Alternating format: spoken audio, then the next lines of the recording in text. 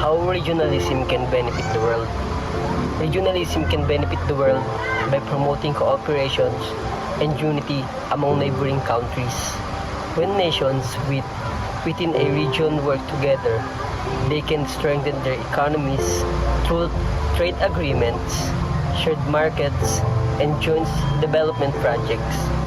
This helps create jobs, reduce poverty, and make economies more stable.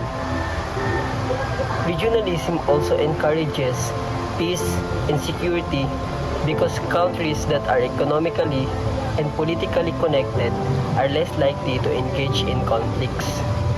In addition, regional cooperations allow nations to address common problems such as climate change, natural disaster, and health crisis more effectively by sharing resources and knowledge.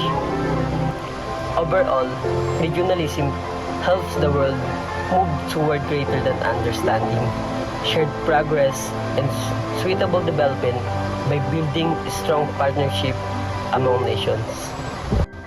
And paano nga ba nakakatulong ang regionalism sa mundo?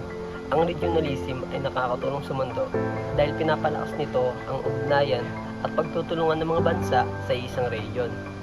Sa pamamagitan ng pagkakaisa, mas madaling makikipagkalakalan, magbagi ng likas na yaman, magsagawa ng mga proyektong makikinabang ang lahat.